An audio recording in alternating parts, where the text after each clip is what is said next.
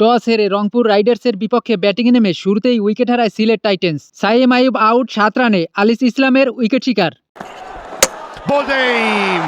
পঞ্চম ও ষষ্ঠ ওভারে সিলেট টাইটেন্স হারায় আরও 2 উইকেট। অধিনায়ক মেহেদী মিরাজ 6 বলে 4 ও রনি তালুকদার আউট 14 বলে 19 রানে।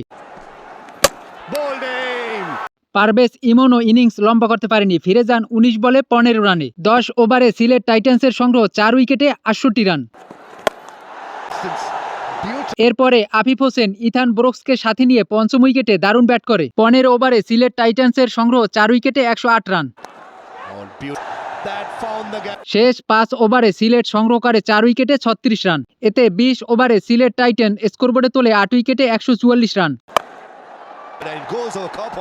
আফিফ হোসেন 31 বলে 46 ও ইথান ব্রুকস 30 বলে করেন 32 রান। মুস্তাফিজুর রহমান ও ফাহিম আশরাফ নেন 3টি করে উইকেট।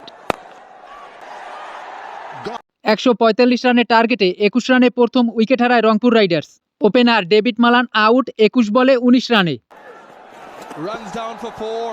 এরপরেই দলের হাল ধরে তাহিদ হৃদয়কে নিয়ে ওপেনার লিটন দাস। পাওয়ার প্লের 6 ওভারে রংপুর রাইডার্সের সংগ্রহ 1 উইকেটে 31 রান। টিকতে পারেননি তাহিদ হৃদয়ও, বিদায় 11 বলে 6 রানে। 10 ওভার শেষে রংপুর রাইডার্সের সংগ্রহ 2 উইকেটে 57 রান। বাকি 10 ওভারে রংপুর রাইডার্সের জয়ের জন্য দরকার 88 রান। এরপরে কাইল মায়ার্সকে নিয়ে ওপেনার লিটন দাস বেশ আগ্রাসী ব্যাট করে।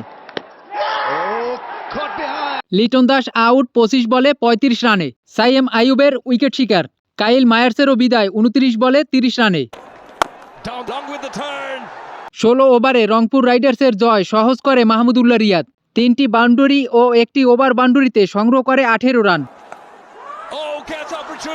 ম্যাচে চালকের আসনে রংপুর রাইডার, শেষ 18 বলে দরকার 20 রান। মাহমুদুল্লাহ রিয়াদ ও খুশদিল শাহর ব্যাটিং নৈপুণ্যে 7 বল হাতে রেখে 19 ওভার 5 বলে ম্যাচ জয়লাভ করে রংপুর রাইডার্স। মাহমুদুল্লাহ রিয়াদ 16 বলে 34 ও খুশদিল শাহ 11 বলে 19 রানে অপরাজিত।